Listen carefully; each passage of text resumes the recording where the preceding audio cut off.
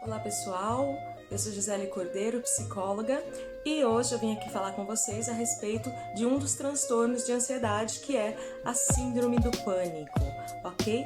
Segundo Arthur Scarpato, 10% da população, uma vez na vida, já teve algum ataque, que a gente chama ataque do pânico, tá? 3,5% da população, geralmente, em que ocorre o ataque do pânico de maneiras repetidas. O que é então a síndrome do pânico? Recordem nos vídeos anteriores, no vídeo anterior principalmente, que eu comecei a falar sobre o TAG, que é o transtorno de ansiedade generalizada. Então, os sintomas do transtorno de ansiedade generalizada se repetem na síndrome do pânico, porém, de uma maneira muito mais acentuada, onde a ansiedade é desproporcional à reação daquilo que a pessoa tem medo, tá? Mas são medos inconscientes, provocado por pensamentos intrusivos, pensamentos acelerados, pensamentos catastróficos, tensão, ok? Necessariamente, vamos sempre lembrar que a ansiedade é uma maneira como eu reaciono desproporcionalmente a demandas do ambiente. Então, aquilo que era para mim ter uma reação natural ou normal, coisas do dia a dia, eu começo a ter preocupações excessivas, tá? No transtorno do pânico, o que acontece? Além de eu ter esses sintomas, eu me assusto com esses sintomas e nisso, no meu cognitivo, eu aumento a minha reação a esses sintomas. Então eu começo a ter taquicardia, começo a ter sudorese, né, que é o suor, formigamento nas mãos, dores de cabeça, tensão. E principalmente uma das características do ataque do pânico é começar a respirar de uma maneira acelerada. Quando eu reúno todos esses sintomas, eu começo a provocar uma sensação de mal-estar no meu corpo. Com essa sensação de mal-estar, dá uma sensação de que algo vai acontecer. Ou que eu vou desmaiar, ou que eu vou morrer, ou que eu tô tendo um ataque cardíaco, por exemplo. E tendo essa interpretação, eu crio um pavor, um pânico, com medo do que possa acontecer. Medo da morte, medo de ser um ataque cardíaco, medo do desmaio, tá? A gente costuma chamar isso, dentro da psicologia comportamental, de retroalimentação, ok? Por quê? Eu alimento o medo de que isso volte a se repetir. Então, toda vez que eu tenho um sinal de que meu corpo está reagindo e provoca algum sintoma que eu não me sinto bem, eu começo a respirar de maneira muito acelerada, muito rápida e provoco todos os outros sintomas em conjunto, tá? E aí é o pavor mesmo de que algo aconteça, de perigo iminente. O que pode acontecer se eu não cuidar do pânico? Então, é uma ansiedade acelerada, desproporcional ao que está acontecendo no momento. Se eu não cuido dos ataques de pânico, eu posso desenvolver agorafobia, que é o medo de estar com pessoas em locais fechados, por exemplo, medo de entrar em elevador, medo de pegar um ônibus. Então eu começo a ter um isolamento com medo de passar mal diante desses cenários, tá? Por isso que todo transtorno de ansiedade deve ser tratado por profissionais da área da saúde. O que acontece? Geralmente quando as pessoas têm um ataque do pânico, ele é por reações físicas também. A pessoa vai parar na emergência ou vai buscar um cardiologista porque ela acha que ela está com problema no coração, já que a sensação de respiração muito acelerada dá uma sensação de sufocamento, de dor no peito, de pressão no peito. Então ela confunde com os sintomas de problemas cardíacos, quem sofre asma, por exemplo. Então muitas vezes ele pode ser dissociado como transtorno de ansiedade a princípio, até que o médico, investigando, vai identificar, depois de fazer o check-up, fazer todos os exames, que é um ataque do pânico, ok? Então, a diferenciação do transtorno do pânico é que isso, de maneira descontrolada, essa ansiedade, ela aumenta de maneira descontrolada e eu começo a ter reações físicas a ponto até de algumas pessoas desmaiarem realmente, tá? Dura geralmente esse ataque de pânico de 5 a 10 minutos, mas algumas pessoas podem ficar nessa sensação de pânico aí por mais tempo, depende de cada pessoa. Como a gente vai cuidar disso? De novo, como nós falamos nos vídeos anteriores, sempre de maneira sistêmica. Então, eu fui lá no médico, identifiquei que eu não tenho problema do coração, eu fui no médico, identifiquei que não é algum problema respiratório, né, ou não está associado a nenhum problema físico, eu vou procurar um psiquiatra para começar a tratar a síndrome do pânico. E também o psicólogo. Qual o papel do psicólogo neste caso? Independente da abordagem do psicólogo, eu, por exemplo, sou uma psicóloga da abordagem humanista, ok? Mas, é claro, eu tenho conhecimento de processos cognitivos do indivíduo, tá? Que é a maneira como ele interpreta os pensamentos e como ele reage no comportamento com esses pensamentos, ok? O que acontece? Eu vou trabalhar, por exemplo, com ventilação emocional. Então, neste vídeo também, eu vou ensinar para vocês como fazer a ventilação emocional, ok? E vou tratar também essa retroalimentação de pensamentos e sensações. Então, eu vou ensinar aquela pessoa que quando ela perceber um gatilho, o que é um gatilho? É quando eu percebo que existe determinadas reações que se repetem e que eu já desconfio que eu vou ter um ataque do pânico. Então eu ensino aquele paciente a identificar este gatilho, pode ser um pensamento intrusivo, um pensamento de pavor, o medo, né? Então eu ensino aquele paciente a identificar estes gatilhos que podem estar relacionados a situações, ambientes, pessoas.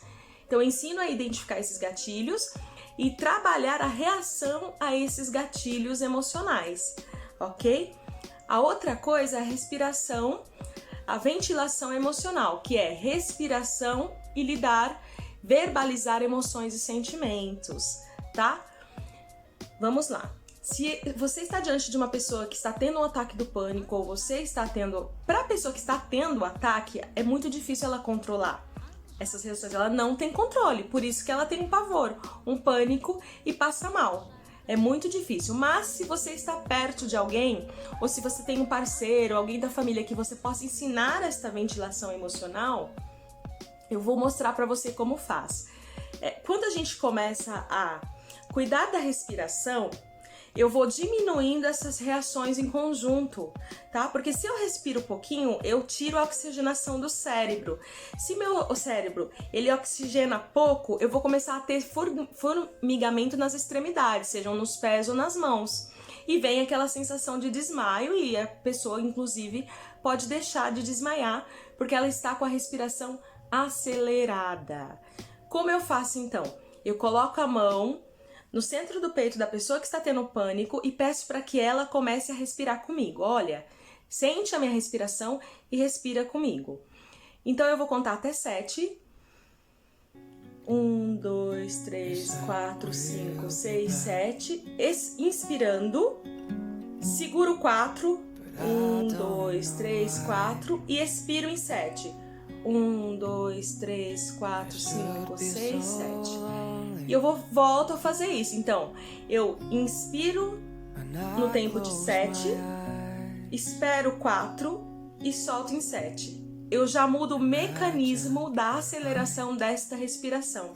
Ao fazer isso seguidas vezes, eu vou ensinando essa pessoa a respirar lentamente, profundamente, isso é o mais importante, para ela oxigenar o cérebro de maneira correta e diminuir essa sensação de mal-estar, ok? Você pode perceber, toda pessoa que está tendo um ataque do pânico, ela acelera, geralmente ela curva, porque ela tensiona esta região do corpo, ela curva e guarda isso aqui. Então eu preciso pedir para que ela sente, ou às vezes eu só dou um toque aqui, para ela ventilar o pulmão e o cérebro e diminuindo essa sensação de mal-estar para não chegar, né, a ter esse formigamento ou a ter um desmaio também. Então isso é uma técnica que nós usamos para que a pessoa não chegue ao pico do ataque do pânico, ok? A outra questão da ventilação emocional, pessoal, olha aí, é muito importante também isso. Depois que eu passei o ataque, que eu passei o pânico, é expressar minhas emoções e sentimentos. Como você acordou nesse dia, né? Então, para quem gosta de escrever, pode vir e escrever, olha, eu percebi que eu estava tendo ataque quando começou a passar isso, quando eu cheguei em tal lugar, então eu começo a expressar sentimentos e emoções.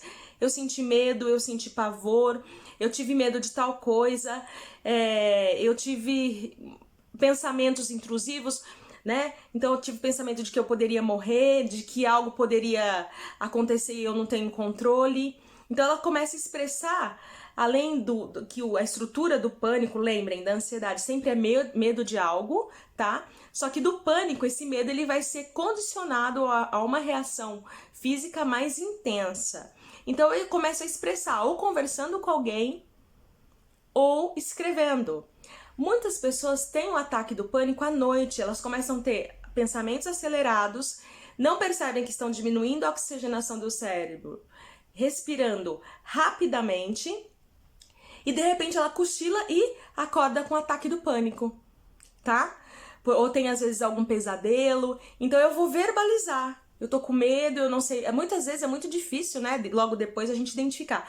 Eu não sei do que me provoca medo, eu tô com insegurança de tal coisa, ou numa separação, ou numa perda, ou no trabalho. Tudo que é novo, separações, gestações, ter um filho, casar, podem ter situações de instabilidade. Então identifique quais as situações de instabilidade que o seu cérebro, seus pensamentos vêm identificando. Por que você se sente instável? No que você se sente instável? Você se sentindo instável, o que pode acontecer? E o que não pode acontecer? Uma vez que dentro do processo terapêutico, psicoterapêutico, eu identifico isso com o paciente, eu vou ajustando este medo proporcionalmente à situação. O que de pior pode acontecer? Tá? Se você, por exemplo, casar, o que de pior pode acontecer? Se você perder o emprego, o que de pior pode acontecer? Então eu vou começar a questionar essa pessoa e conversar para fortalecer as suas possibilidades de enfrentamento diante do pânico, ok? Tanto de maneira cognitiva quanto emocional. Fortalecer o seu psíquico para que ela perceba que ela pode lidar com tudo que está à volta dela. Não existe dentro das pesquisas que eu tenho lido a questão de identificar realmente as causas da ansiedade, porque para cada um essas causas são muito inespecíficas, mas tem todo o histórico familiar daquela pessoa, tem a questão da genética e pode ter questões de traumas também vinculados a isso. Então pode ser que a pessoa tenha sofrido esses ataques, por exemplo, medo de escuro na adolescência. Ok? De repente, a pessoa do nada começa a ter medo do escuro. Ela não consegue dormir, começa a causar conflito na família e esse medo, ela focalizou em algo externo, ok? E aí passou, de repente também passa. Quando ela é adulta, ela começa a ter ataque do pânico. Então eu vou começar a identificar quais outros momentos na vida você teve reações muito parecidas com as quais você está tendo agora. Isso é algo também para a gente perceber. Outra coisa é que essas reações, não sendo ajustadas, podem realmente provocar essa agorafobia, que é o medo intenso de estar com as pessoas e vai provocar um isolamento, a fuga dessa pessoa, né, ou dessas pessoas se isolarem para não ter que conviver com o mal-estar de ter um ataque do pânico e fazer coisas simples, por exemplo, como ir ao banco. Tá? Então a pessoa vai criar um isolamento e ela pode desenvolver outros transtornos, como nós falamos anteriormente, no vídeo anterior, como a depressão, porque está impedindo que ela faça coisas que antes para ela era muito normal. Geralmente, as pessoas com síndrome do pânico têm uma sensibilidade extrema às reações do medo, né? E aí a gente precisa, dentro do processo terapêutico, trabalhar com as inseguranças, com as instabilidades que passam pela cabeça da pessoa, com as suas emoções e sentimentos, mas não só identificando isso, principalmente fortalecendo todas as suas habilidades e comportamentos de enfrentamento diante do inesperado, diante daquilo que é instável. E o que é instável realmente, que é real, situações reais, e as instabilidades que ocorrem somente nos meus pensamentos, que estão somente na minha cabeça. Por isso que o processo psicoterapêutico é tão importante. Ok, pessoal? Espero que esse vídeo seja muito valioso para vocês, que vocês possam compartilhar muito, porque existem muitas pessoas sofrendo em silêncio, com medo, vergonha de buscar ajuda. E o intuito desses vídeos é, dentro da saúde mental, divulgar isso de uma maneira mais simples possível, para que as pessoas possam identificar, né, e buscar ajuda para melhorar, estabilizar a sua saúde mental. Um grande beijo e a gente se vê no próximo vídeo.